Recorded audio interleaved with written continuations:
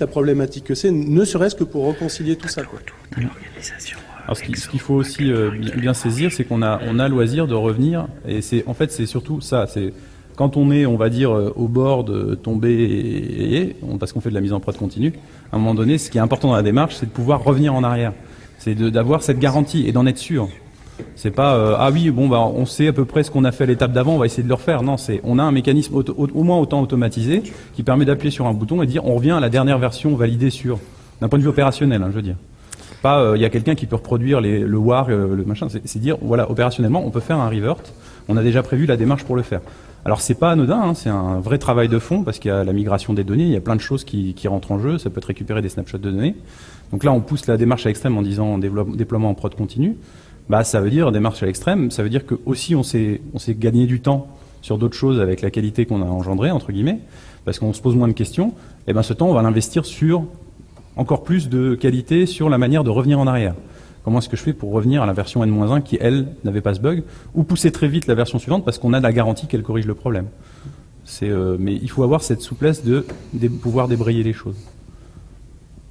Là, il y a pas mal de sujets qui n'ont pas forcément une solution technique facile. C'est aussi de la problématique à résoudre, de pouvoir mettre en production souvent, alors que jusqu'à maintenant, on essayait au contraire de blinder tout, de sécuriser les binaires le plus possible, mais qui rendait la mise en production assez longue et avec beaucoup de vérifications.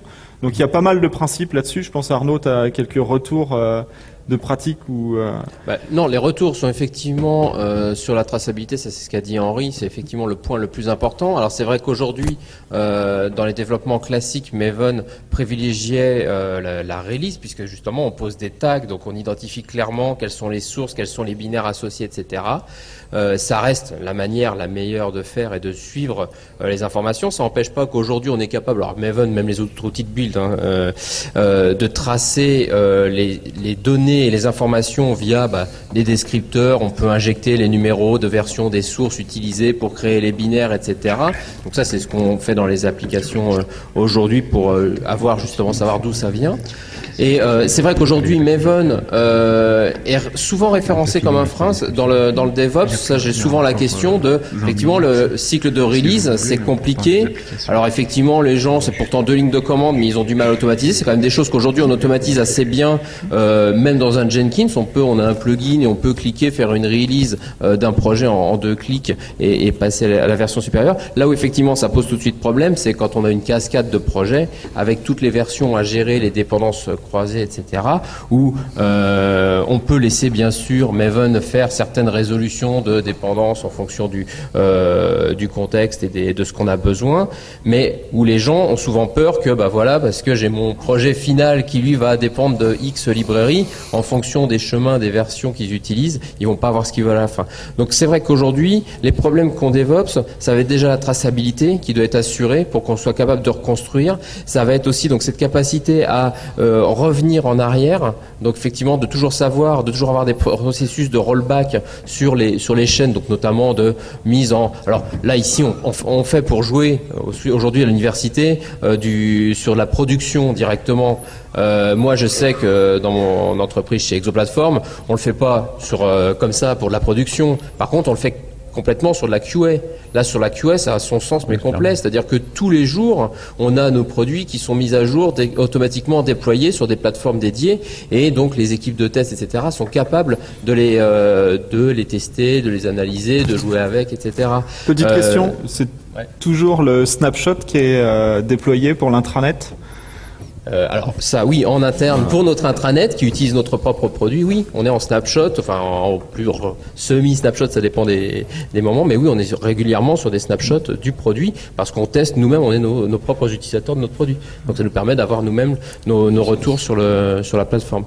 Donc voilà, et ça on le fait pour l'ensemble des produits de manière à avoir toujours une visibilité et on a une traçabilité, on sait exactement ce qu'il y a en QA, on connaît les versions, on connaît d'où viennent les sources, on est capable même à la limite de les réutiliser, de les rebuilder s'il fallait, etc. Donc on va repasser sur la démonstration parce qu'Arnaud va reparler de ça juste un peu après la pause, un peu plus en détail. Donc on en était resté à la description du job, donc du job Jenkins de déploiement continu. Donc on rappelle que ce job-là a été déclenché à la fin du processus de construction de l'assembly Maven et son déploiement sur le repository Nexus. On va pas forcément rentrer dans le détail des jobs parce que ça on verra ça un peu plus tard, mais ce que l'on voit c'est que il y a 4 étapes. Il y a une étape qui s'appelle WebApp TC7, on va dire qui construit un livrable prêt à être opéré par une équipe de production. On peut peut-être le décrire en 2 mots en fait. Le livrable en l'occurrence, c'est un livrable qui va prendre l'assembly dont on parlait avant, qui a été produit, donc qui contient les fichiers de configuration nécessaires pour opérer Tomcat. On va dire là en l'occurrence un WAR, des jars. En l'occurrence on utilise JavaMail, donc si vous avez déjà utilisé ça, vous savez qu'il faut le mettre au niveau de Tomcat et pas dans la web app, ce genre de choses, et qui prépare tout ça, on va dire, pour la mise en prod éventuellement, et qui ensuite va assembler ça. Il va prendre cette assembly et l'injecter dans un package qui en l'occurrence est un package natif, donc un package RPM, qui contient lui-même le Tomcat et l'appli. C'est-à-dire qu'on a un package complet qui est versionné, qui est le package RPM de l'appli, un package natif. Donc ça c'est une approche que tu décriras plus tard aussi, mais qui va se reproduire pour tous les autres composants qu'on a là-dedans. Ouais, tout à fait. De la même manière qu'on a déployé donc l'assembly sur un repository de type Maven, on a déployé ce package dans un repository de type RPM. Donc et là, pour le coup, si vous parlez de déployer une application dans un repository RPM, là, vos ops, ils vont vous écouter avec une oreille attentive. Enfin, en tout cas, les ops qui opèrent sur des systèmes Linux. Parce que là, clairement, c'est de l'outillage qu'ils connaissent. Bon, on verra ça un peu plus tard tout à l'heure. Donc cette étape-là, la 18, ce qu'elle a fait, c'est qu'elle a donc construit ce livrable, on va dire, Ops Aware, et elle l'a déployé dans un repository de livrable. Comme ça.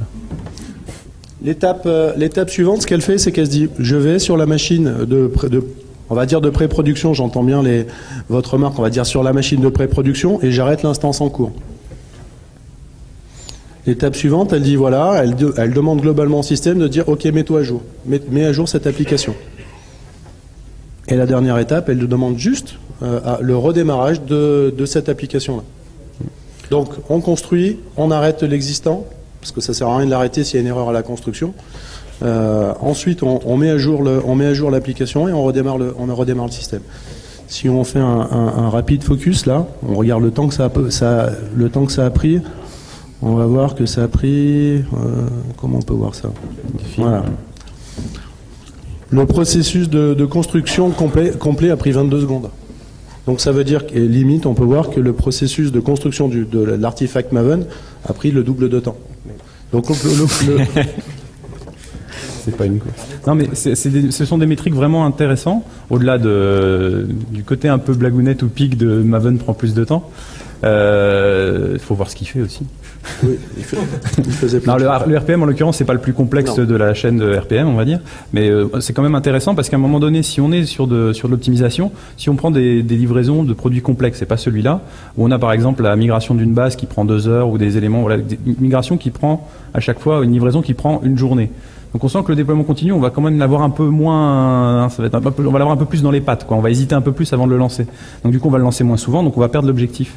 Et donc, il faut l'optimiser. Et pour l'optimiser, il faut savoir sur quoi on va travailler, parce que sinon, on va encore se renvoyer la balle en disant, voilà, c'est Maven qui prend trop de temps. Peut-être que c'est le cas, mais il faut des métriques et savoir si mesurer au prochain build si ça prend moins de temps.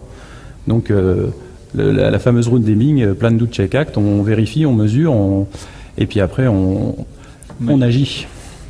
Surtout, et on agit de concert. C'est-à-dire que peut-être qu'en l'occurrence, la forge qui est gérée, c'est peut-être un problème d'IO, c'est peut-être un problème d'IO avec le serveur qui fait que Maven prend des plombes à récupérer les infos. Peut-être que ce serait bien de colocaliser le repository pour éviter qu'il aille le chercher en remote. Peut-être qu'il y a des choses à faire, des choses à optimiser dans ce domaine-là. Et on a un build, plus le build est rapide, mieux c'est. Absolument, parce que le principe... Alors après, il ne faut pas rentrer dans l'extrême. Autrement dit, se dire, je veux, à chaque commit, je veux un déploiement on va dire, sur des sites de pré-production. Ça peut se faire. Le problème, c'est que ce que je vois difficilement, c'est le déploiement d'une application sur un site de pré-production. S'il se fait à chaque commit, à quoi sert ce site ? Parce que ça veut dire que votre équipe de QA, par exemple, elle passe dessus. Vous committez, le site s'arrête et redémarre. Je pense que vos équipes de QA vont être très satisfaites de voir que les tests qu'ils avaient en cours sont plantés. Donc après, il faut rester dans un certain pragmatisme et c'est se dire, voilà, globalement, le coût pour faire un déploiement entre la construction, si on liste rapidement, entre la construction d'une appli qui n'est pas excessivement compliquée, son déploiement, c'est 1 minute.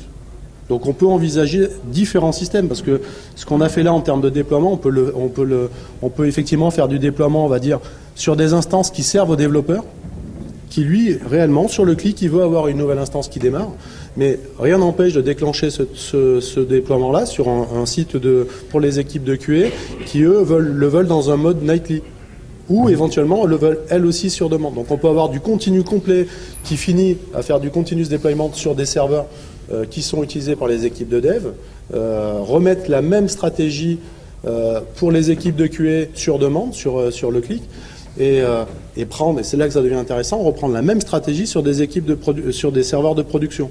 Globalement, le processus est le même, ce qui change, c'est le numéro de version qui a servi à construire l'application et les machines destination. Mais on a le même outillage. Alors, il y a une chose intéressante à faire, c'est aussi de travailler en mode événementiel ou en mode pull plutôt qu'en mode push. C'est de dire que là, en l'occurrence, on est un peu en mode push, c'est-à-dire qu'on a la software factory qui construit, mais qui fait aussi le déploiement et qui start, qui stop.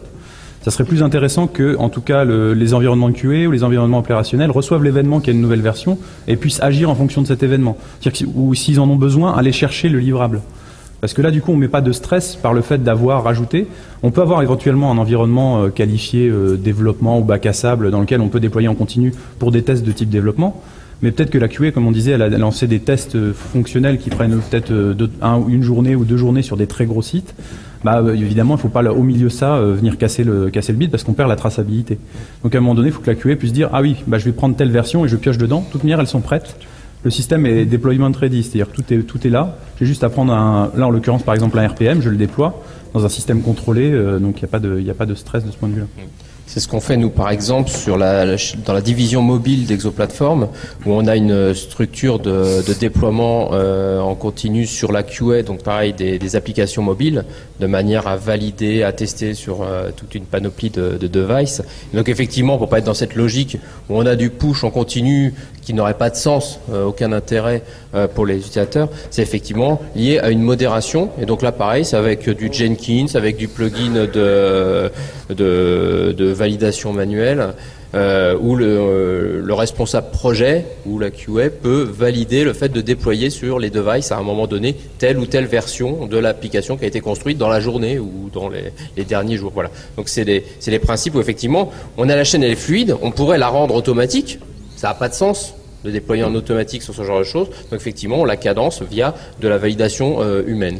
Et dans les autres parties de la QA, par contre, ça va être tous les jours. Où là, effectivement, la chaîne s'arrête. Tous les jours, on publie, mais on ne met en prod de la QA qu'une fois par nuit, de manière à ce que les équipes de dev, de QA, puissent travailler une journée dessus pour faire leur retour. Donc, il y a des gens qui, depuis des années, aussi recommandent la promotion des builds. Donc ils discutent devant, mais Vincent en a parlé déjà il y a pas mal de temps et avait bien démontré cette notion-là de promotion du code depuis le code jusqu'à la production. Il ne faut pas qu'il y ait de barrière en fait. Et effectivement, cette notion de pool, c'est-à-dire que si j'en ai besoin, je vais chercher la dernière version, je connais son état, je connais sa qualité, il ne faut pas qu'il y ait de barrière là-dessus, quoi. Et c'est pareil, ça fait 10 ans qu'il le dit. Mais ça, c'est une organisation d'entreprise aussi, mais cette notion de j'ai besoin d'un nouveau binaire, quel est le dernier binaire, quel est son état, si j'en ai besoin, je le mets en production parce que c'est moi qui suis responsable de la production, j'ai pas besoin d'attendre qu'on me le pousse ou de le commander, c'est-à-dire je viens le prendre, il est disponible et autant de fois que je veux, et si j'ai envie de le faire très souvent, je demande une petite correction, si elle est committée dans le code, il faut que je puisse la mettre en production à mon niveau, mais voilà, ça c'est une grosse organisation et ça impacte beaucoup l'organisation des équipes, l'organisation des développements, l'organisation des demandes, peut-être même l'organisation du code source. Donc là, il y a beaucoup de nouveautés ou de principes qui existent et il ne faut pas hésiter à faire évoluer ça pour que on puisse déployer autant de fois qu'on veut. Et ça, je trouve ça très très intéressant comme pratique. Et c'est voilà. Et aujourd'hui, enfin hier, je discutais avec l'équipe de Artifactory, donc qui est un des gestionnaires de repository de binaires pour Maven. Et ce qu'ils ont eu tellement comme demande, c'est effectivement d'avoir cette capacité. Donc Maven ne sait pas faire effectivement cette notion de promotion. C'est effectivement le cycle. Je suis en snapshot ou je fais une release. C'est toujours cette alternative, cette alternance d'état. Et c'est vrai que beaucoup d'entreprises considèrent que c'est pas normal de se dire je stabilise effectivement un snapshot. Et à un moment donné, je suis obligé de refaire complètement ma chaîne de build, de création du binaire pour la release, alors que potentiellement ce que j'ai validé, c'est le dernier snapshot. Et là, effectivement, ils ont cette peur que la release réinjecte de l'erreur, du problème. Ça arrive jamais. Ça arrive jamais. Il marche très bien le plugin release. Et donc effectivement, face à cette peur, t'as rien modifié entre temps. T'as rien modifié. Généralement, on sait bien que les équipes, on leur dit de pas committer, ils committent pas, etc. Mais donc effectivement, on voit bien que les binaires aujourd'hui ont un cycle de vie depuis les sources jusqu'aux binaires qui ont différentes étapes. On les valide, on les revoit, jusqu'à un moment où effectivement ils atterrissent. Alors soit en prod, soit ça peut être aussi dans une boîte pour les éditeurs de logiciels qui vendent des applications encore à l'ancienne, on va dire, enfin la normale finalement, parce que tout le monde ne fait pas non plus des sites web online disponibles en SaaS, etc. Et donc finalement, pour en venir à Artifactory, donc eux finalement, ce qu'ils proposent aujourd'hui, c'est qu'ils décalent le problème en proposant eux des mécanismes de transformation de snapshot en release, des binaires, donc de promotion. Alors on peut toujours en discuter sur la dangerosité de cette chose-là, mais c'est à force d'avoir ces demandes qu'ils ont été obligés de répondre à ce besoin-là par de l'outillage au niveau du gestionnaire de binaire, de manière à se dire, ce truc-là qui était un snapshot Maven, je veux le transformer en release, et derrière, d'ailleurs, taguer, avoir les tags associés au binaire en question, etc. Donc c'est de l'outillage qu'aujourd'hui ils font à ces niveaux-là, pour justement essayer de répondre à ce besoin, donc qui existe bien puisqu'il est exprimé par leurs clients, par leurs utilisateurs, je veux avoir une chaîne fluide. Je veux par contre une traçabilité totale entre le moment où j'ai eu mes sources et le moment où je les ai à n'importe quel endroit. Mais voilà, je ne veux pas avoir des contraintes de je reconstruis, etc. tout en binaire. Donc voilà, il y a bien un mouvement qui s'opère à ce niveau-là aujourd'hui avec DevOps et autres, mais qui dit on veut quelque chose de fluide, mais par contre traçable au long du temps. Il y a du boulot. Il y a du boulot, oui. Mais là, on sent quand même l'intransigeance du QA et puis on sent quand même une légère rémanence du non-DevOps dans le côté non mais ça peut pas être l'outil de build qui plante, alors on va demander à un autre outil de régler le problème. Il y a quand même malgré tout, on sent il y a un flair derrière de quelque chose qui manque dans Maven aussi. C'est-à-dire que l'outil Maven, en l'occurrence, dans la manière dont les snapshots sont faits, n'est pas fait pour le continuous deployment comme ça. C'est-à-dire que même la résolution des snapshots, elle est un peu automatique. C'est pas on fait des releases. En tout cas, la release rapide avec Maven a tendance à promouvoir les snapshots parce que changer les versions partout, c'est un peu fastidieux. Même s'il y a des bons outils pour le faire, on peut pas le faire sur nos propres composants et aussi sur ceux des autres qui doivent. Voilà. On sent bien qu'il y a un problème de résolution ou alors il faut mettre des wildcards partout. Peut-être au niveau Java aussi. Sans doute. Non, mais après, il faut enlever aucune piste. Le truc, c'est de dire oui, on peut tout résoudre à la fin, mais on va accroître aussi le boulot à faire à chaque fois qu'on fait des releases d'un point de vue QA ou d'un point de vue Ops. Je veux dire, à un moment donné, il faut que ça infuse. Donc voilà, s'il y a de toute manière, il y a Java Module qui arrive, donc il n'y a pas de problème. Voilà. Qu'est-ce que vous avez d'autres choses à montrer sur cette première partie je sais pas dans combien de... Peut-être passer sur les packages qui sont là, parce qu'on on les a pas tous décrits. Rapidement, en tout cas. On va passer rapidement donc sur les différents jobs, sans trop rentrer dans le détail. Donc ça, c'était le job qui construisait le package, le fameux livrable. Donc c'est un RPM en l'occurrence qui contient un Tomcat et... Alors pour ceux qui font du Debian, je m'en excuse, je fais que du RPM, et ce depuis longtemps. Voilà, donc là, on reste toujours dans un Jenkins, c'est juste que la log qu'on a, en fait, la console qu'on a en sortie, elle change un petit peu de ce qu'on a sur un job Maven. Mais ça, c'est globalement ce que vous auriez en sortie d'une construction RPM. Donc là, c'est vrai qu'avec un écran un peu plus normal, taillé correctement, on verrait un peu mieux. Mais globalement, ce qu'on voit, c'est qu'à la fin, on a construit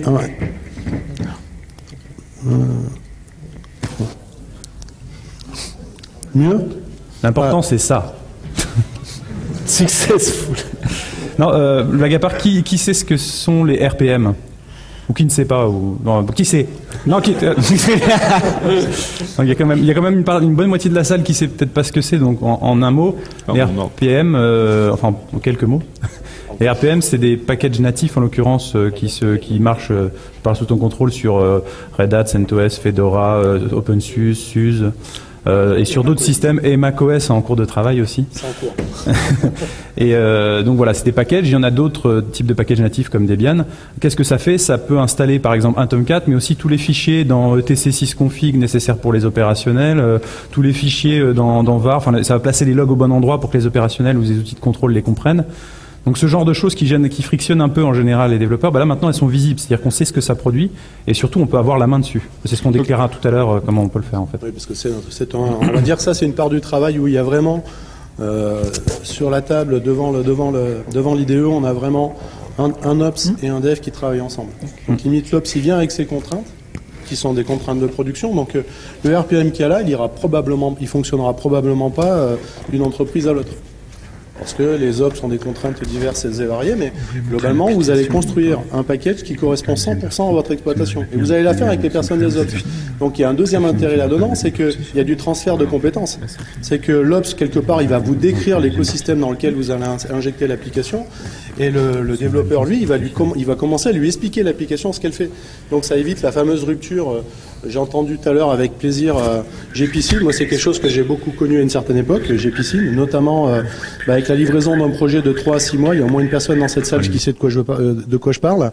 De 3 à 6 mois, la personne, donc, tout était sûr, tout était bon. Il n'y a plus qu'à passer en production. D'ailleurs, le document CERFA 1442 de 250 pages de mise en prod était prêt. Il a été bouclé 5 minutes avant, mais il était prêt. On passe en production un samedi pour pas déranger les clients et le samedi à 8h, on appelle qui? Les personnes, on va dire, d'astreinte de la cellule d'architecture transverse qui font quoi? Dire « Ah, mais ça aurait dû marcher, mais j'étais pas au courant. Je savais même pas déjà qu'il y avait une mise en production parce qu'on n'était pas... » La cellule d'architecture transverse, par définition, elle n'est pas au courant de tous les événements de mise en production. Et elle se regarde dans le code, le gros truc bien visible, quoi, qui prouvait que ça ne marchait absolument pas.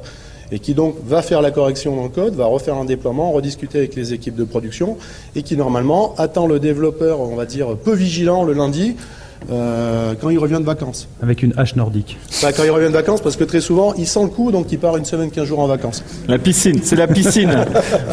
C'est l'appel de la piscine. Une semaine de piscine. Donc, et très souvent, ça peut être dans le code, mais ça peut être des raisons très bêtes, du genre, on a oublié de donner des informations à son équipe de production pour lui dire, bah tiens, j'ai un nouveau service qui va écouter sur un port en réseau, il faut l'ouvrir dans le firewall.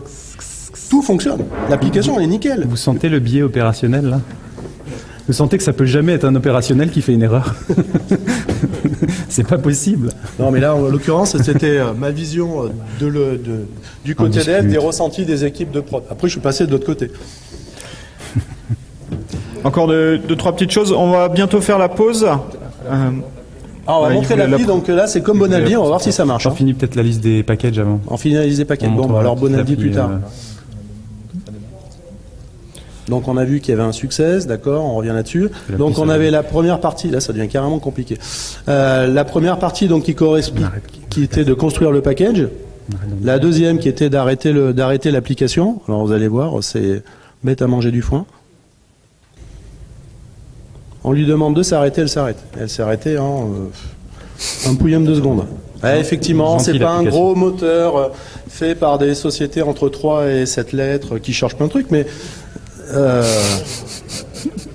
non, j'ai même pas peur, je discute avec... C'est un truc open source, c'est par une fondation remplie de gens talentueux. Donc là, il y avait l'opération de stop, l'opération de mise à jour. Donc je dois vous avouer que là, ça devient carrément compliqué à voir. Voilà. Des zooms. Des zooms. Surtout comme ça se passe bien, on n'a pas besoin de voir grand-chose. Et là, on voit qu'il y a l'opération. Donc l'opération, si les ops, ça va leur parler, ils vont dire tiens, des repositories data, des installations de packages, on retrouve des packages depuis l'extérieur, disons ça me parle. Mais ce qui est intéressant, c'est que progressivement, c'est pas... Alors c'est important que ça parle aux ops, parce qu'ils vont y venir, mais ce qui est intéressant, c'est que progressivement, ça va commencer à parler aussi aux équipes de dev. C'est-à-dire que quand on va investiguer des programmes ensemble, on va regarder ces logs pour savoir pourquoi le paramètre qu'on a voulu injecter dans la configuration s'est perdu à un moment donné. Ça peut être dans le build Maven qu'il y avait avant, mais ça peut être dans le build des RPM après. Tout à fait. Voir l'interface entre les deux, voire dans les deux. y a quelque chose de très bien là-dedans, c'est que, alors ça c'est enfin moi j'utilise Jenkins depuis des années, hein, là c'est pas parce que je fais de la publicité, mais je trouve que c'est un super outil pour réconcilier justement l'ensemble des équipes. Combien de fois les développeurs ont demandé un accès à une machine de prod pour voir un problème, et au moment où ils demandent l'accès, on leur dit non. Parce que c'est une machine de prod, c'est un écosystème fermé, t'es pas censé y aller. Jenkins, il permet de remonter, de réagréger on va dire des informations qui viennent à la fois des équipes de dev, des équipes de QA ou des équipes de prod. L'équipe de prod, elle est rassurée. La seule chose que vous allez pouvoir voir, c'est via cette interface web. Donc en termes de super ordonnanceur, d'enchaîneur, c'est un super outil, mais en plus c'est un outil qui agrège l'ensemble des informations. Donc l'ensemble des acteurs peut regarder, typiquement en termes de communication rapide, plutôt que faire la fameuse « je te fais la copie de la log » et effectivement la tag trace que j'ai prise, c'est pas forcément la bonne, vous envoyez le lien du build à une équipe. Si les autorisations ont été mises au bon endroit, la personne pourra regarder le truc tranquillement, sans demander ça, passer par un step en disant il faudrait que j'ai les accès sur cette machine de prod là. C'est rapide, c'est souple, et c'est justement un outillage unifié. Donc c'est pour ça qu'on parlera bien après de tous ces principes d'outillage. On se met en mode dashboard, c'est-à-dire qu'on fournit des choses, les gens viennent les chercher. On n'est pas... c'est pas je te jette mon portable alors que tu as les mains prises parce que tu as besoin de téléphoner, c'était je te le pose là, tu le prends quand on a besoin. C'est la distinction. Avant la démonstration, on en était arrivé à ce point-là, donc normalement l'application ne répondait pas. Non, je ne jetterai pas mon portable. Donc là, si ça se passe bien, si je rafraîchis, j'ai l'application qui marche. Merci le cache du browser. Enfin, normalement quoi. Oui, elle marche. Ah, elle est en anglais chez toi. Ton navigateur est en anglais. Oui, c'est chez moi d'ailleurs. Ouais, Pourquoi ma locale est en anglais là? Bizarre. J'ai dû switcher ma locale. Donc s'il y a j'ai peut-être pas mis tous les messages en... Donc s'il y a des moments où vous voyez des trucs avec des points d'interrogation, c'est que j'ai pas fait toute l'internationalisation. Oui, on peut dire où. Mais ça peut se fixer. Hein. Ouais, ce sera dans la prochaine release, on le fera tout à l'heure. On fait la démo de l'application maintenant? Une rapidement. petite démo.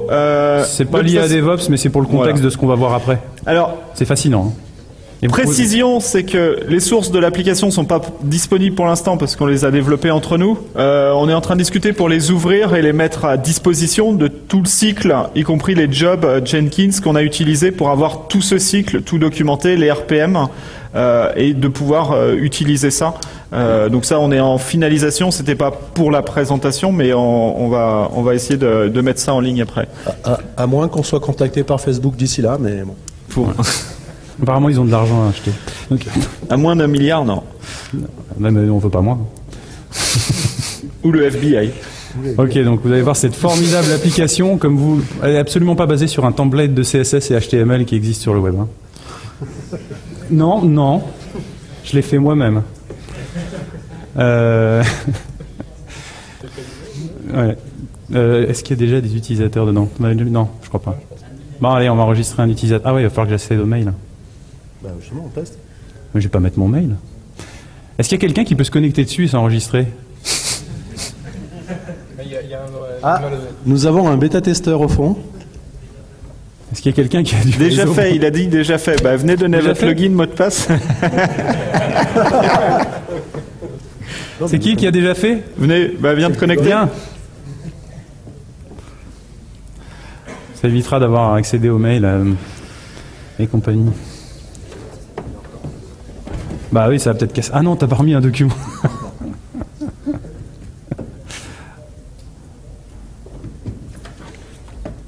Bienvenue.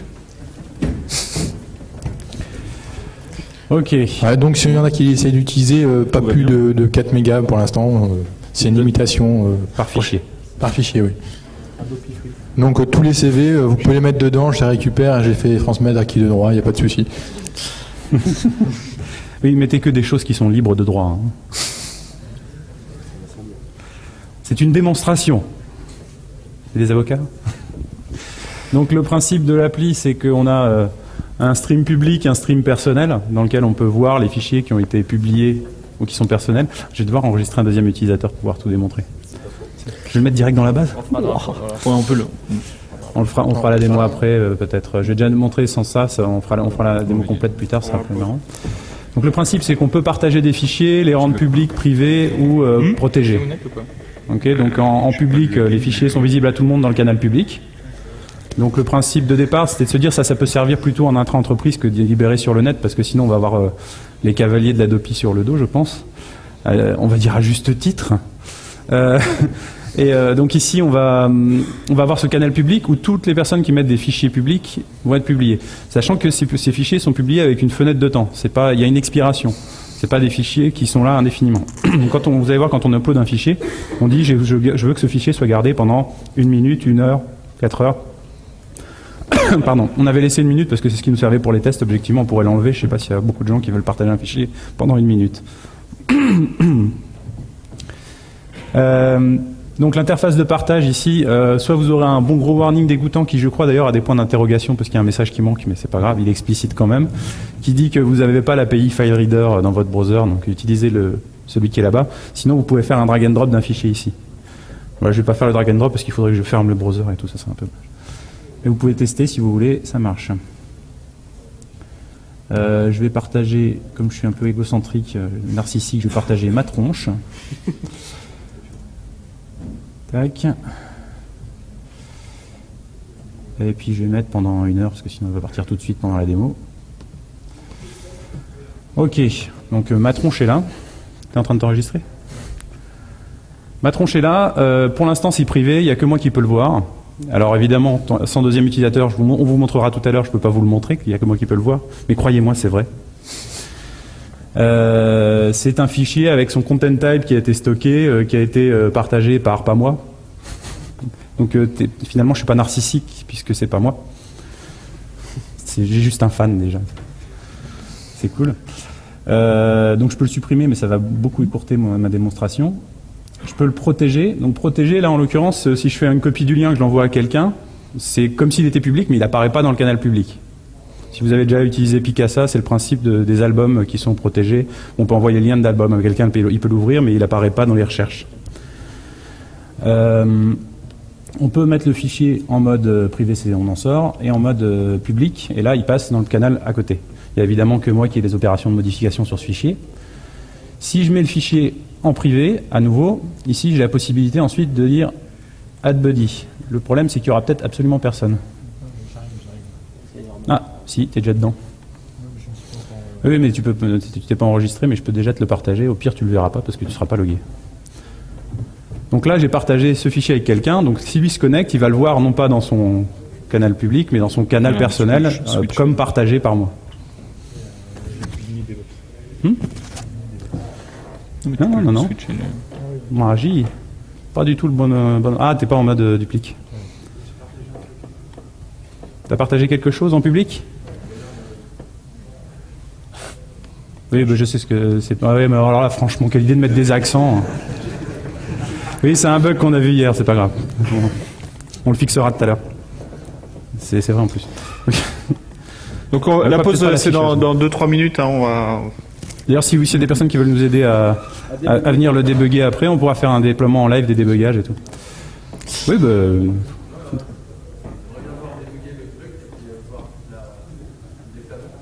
Oui, mais c'est la deuxième partie. On va aller au-delà. C'est juste pour planter le décor pour que vous compreniez ce qui est derrière, en fait. Hein.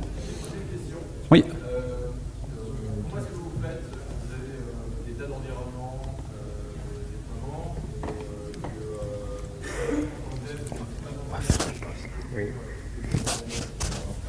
c'est mal. C'est pas du DevOps.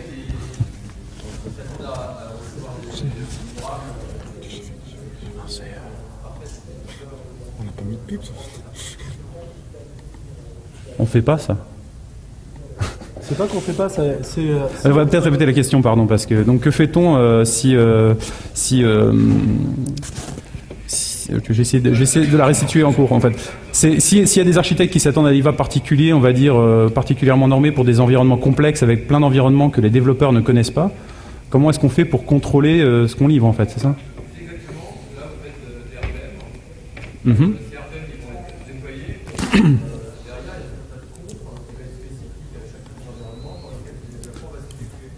Non. On va décrire ça après. Ouais, là on pourra rentrer dans le détail, mais globalement, pour faire simple, on va dire que le RPM vient avec une configuration par défaut. toute partie, on fait un maximum pour que, dans cet exemple-là, on utilise un maximum un système où la configuration est localisée dans un seul fichier, on va dire, c'est au bootstrap de l'application qu'il y a de l'injection de configuration à droite à gauche.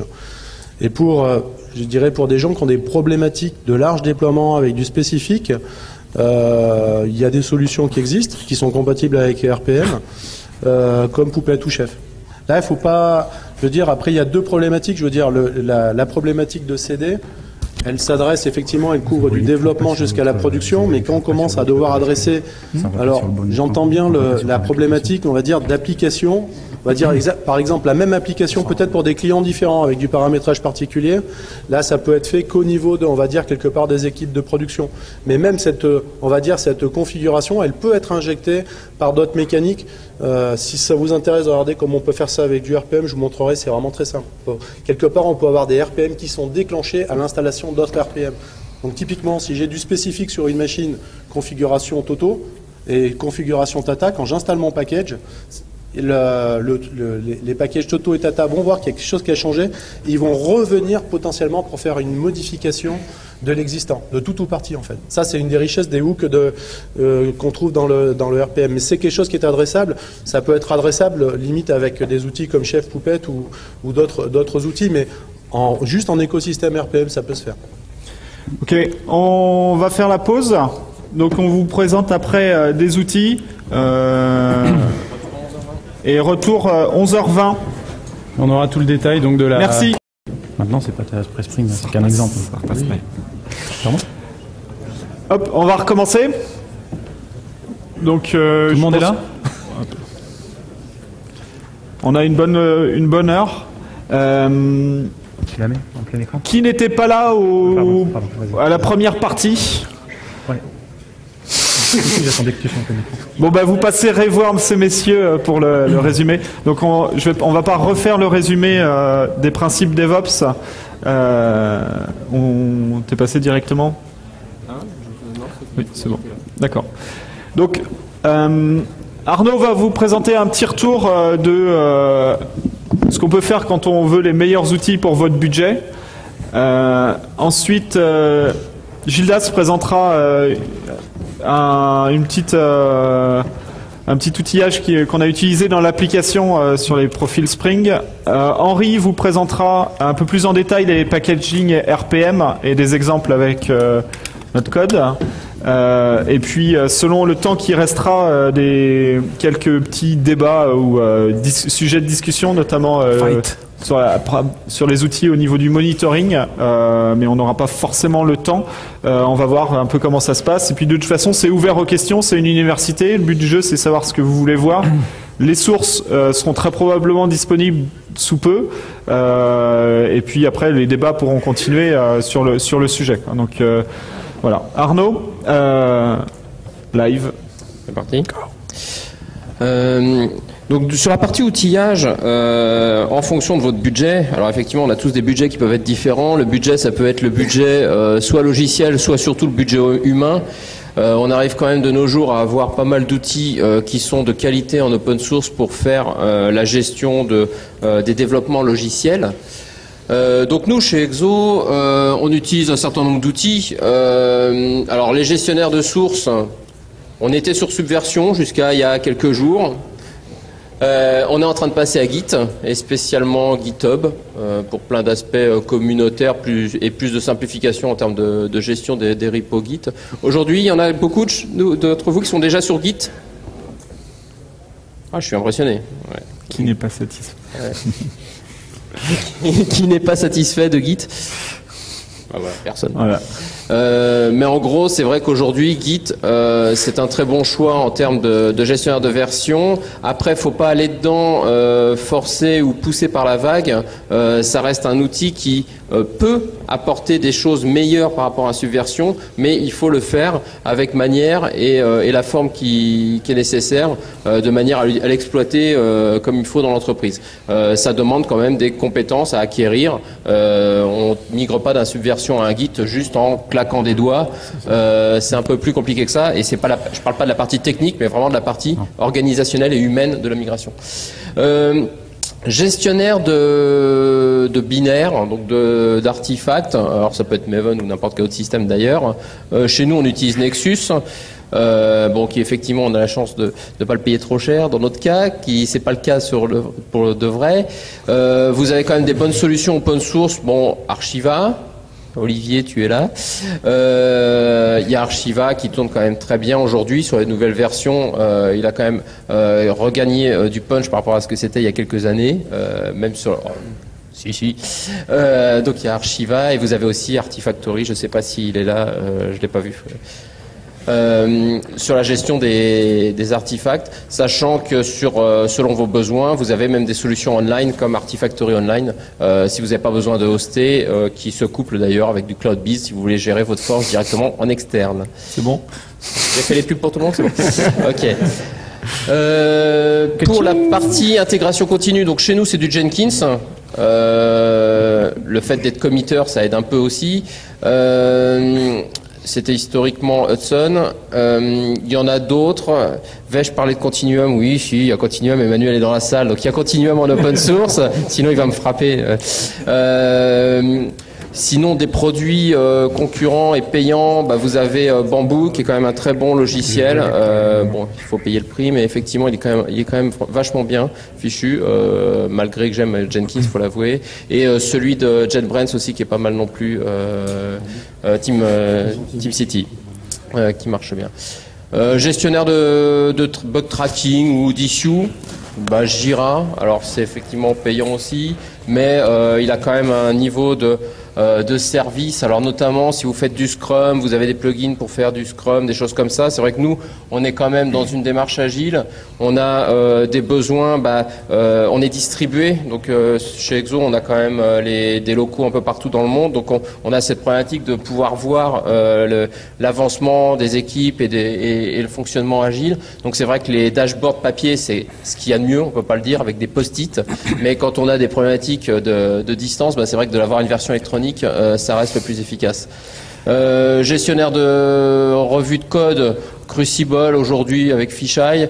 Ça reste un bon outil, mais c'est vrai qu'aujourd'hui, en passant sur Git, vous avez d'autres solutions gratuites comme Gerrit ou autres qui peuvent aussi vous aider donc dans cette logique d'améliorer le cycle de j'écris du code, je le revois, et surtout en groupe. Donc de manière à améliorer cette qualité permanente du code en groupe, plutôt que d'avoir cette logique constante de je commit et puis je découvre les erreurs plus tard parce que voilà. C'est aussi parce qu'il y a d'autres gens que des développeurs qui vont relire votre code peut-être et de pouvoir discuter autour de certaines problématiques dans le code. Donc là, nous, on l'a vécu au niveau RPM ou même au niveau code. Il devient utile d'avoir des outils pour afficher, voire commenter des parties de code, même si c'est pas des développeurs qui vont directement le faire. Donc c'est vraiment être transparent vis-à-vis du code sans avoir à l'éditer spécialement dans Eclipse. Donc ça, faire le lien sur ce qu'on va, pour faire le lien, pour préparer la diplomatie avec Vincent et pour faire le lien avec ce dont on va parler après. En fait, ce qui est intéressant, c'est que du coup, on peut aller pointer dans le package RPM ce qu'on pense être un problème, le souligner comme une erreur de code, on le ferait pour une code review, et dire ça serait intéressant d'avoir une revue de ça. Pour vérifier que ça fonctionne et ensuite en discuter. Donc on a ces outils qui permettent de pointer ces informations, encore une fois, pas forcément en mode synchrone, c'est-à-dire qu'on n'est pas obligé d'avoir la personne en face de soi. On peut mettre la chose en évidence et puis quelqu'un viendra ensuite vérifier ça, voire le vérifier en commun, ce qui est encore plus intéressant. C'est pas qu'un outil de validation de code qui vous permet de committer, c'est vraiment un outil de discussion autour du code. Ça, c'est une autre utilisation et ça, c'est important. Donc Vincent précisait que Sonar est en train aussi de mettre cette fonctionnalité-là à disponibilité. Sonar, donc j'allais venir sur Sonar qui effectivement vous aide à gérer la qualité des développements. Alors avec toutes les lettres de noblesse qui vont avec. Ils ont plein de présentations là pendant Devoxx, je vous invite à y aller pour en savoir plus. C'est gratuit par défaut, vous avez quelques plugins payants après si vous avez des besoins particuliers, mais ça vous permet effectivement de suivre la qualité des développements et derrière de gérer les revues aussi. Et un wiki, j'ai pas cité XWiki, donc là je vois que Vincent ça se cache pique les yeux. Hein. Mais Confluence, on utilisait Confluence jusqu'à peu. Aujourd'hui, on utilise ExoWiki, notre produit interne. Et bah oui. Mais effectivement, donc un wiki pour travailler dans les équipes et pour partager les connaissances, les documentations, c'est quand même ce qu'il y a de le plus efficace. Donc voilà, ça c'est la stack aujourd'hui qu'on a sur une Software Factory classique. Et c'est vrai que voilà, ça permet au moins d'avoir l'âge de raison une fois qu'on a cette stack en place et de mettre en place intégration continue et autres services autour. Après, j'ai demandé à Arnaud de parler un petit peu d'une idée qui a été mise en place chez Exoplatform et qui me semble extrêmement intéressante. On en revient à ce qu'on discutait tout à l'heure, c'est-à-dire c'est la capacité. Donc chez nous, on a effectivement des solutions SaaS qui sont à jour, au goût du jour, mais on a surtout le besoin. On livre des packages à des clients, on livre des applis finales, donc on va pas les mettre en prod directement. Mais par contre, pour la QA, donc pour la validation, on a besoin d'avoir différentes visibilités sur nos produits. Et voilà, donc ça c'est quelque chose qu'on a fait. Donc ça fait partie effectivement de la DevOps dans le sens où on a complètement automatisé toute la chaîne de build et déploiement de tout le produit, donc de manière quotidienne. On a toutes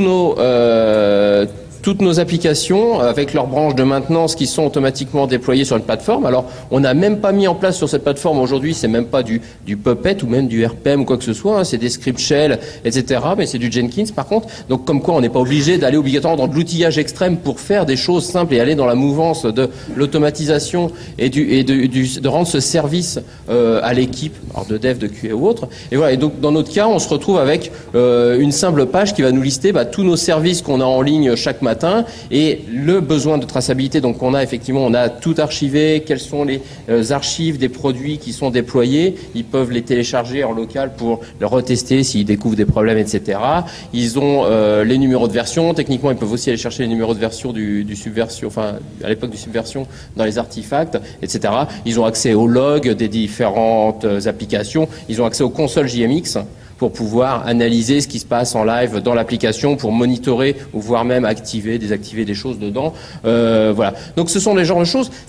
C'est clairement pas des chantiers coûteux, ce genre de choses, de se dire on prend un serveur, on va faire quelques script shell pour je prends mon produit dans mon Nexus, telle version, je le dézip, je démarre la base de données, je la mets à jour, enfin en fonction voilà de notre besoin, et j'automatise ça avec un Jenkins. C'est clairement pas des chantiers colossaux, mais qui par contre ont une valeur pour l'entreprise et donc ici là pour notre qualité de QA qui sont mais sans commune mesure.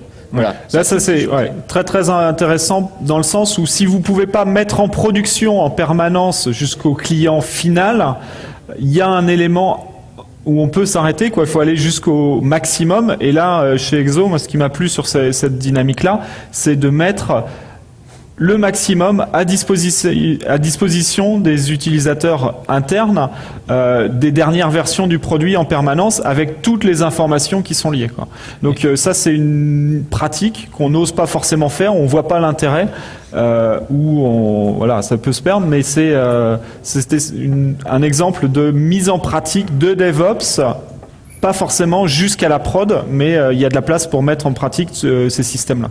Et on revoit en fait une approche commune que j'ai peut-être un peu trop martelé, mais je vais continuer, qui est que là, encore une fois, on pousse pas des choses dans les bras des gens, on pose des choses dans des repositories, dans des endroits clairement affichés où les gens peuvent venir les voir et ils peuvent venir les chercher.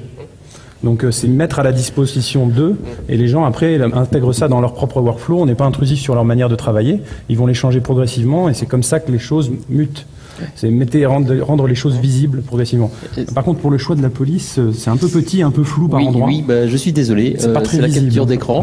Mais effectivement, sur ce point-là, on est bien dans cette logique où on a travaillé d'un côté avec les équipes de dev pour fournir les packages qui sont disponibles et suffisants pour chacun des produits. Et d'un autre côté, on a fourni le système QA qui, lui, va récupérer ces binaires à date convenue, etc. et les déployer. Donc on est vraiment dans un deux temps, on n'est pas dans du push permanent et on est dans cette logique. Et voilà, on a les différents indicateurs qui nous conviennent derrière.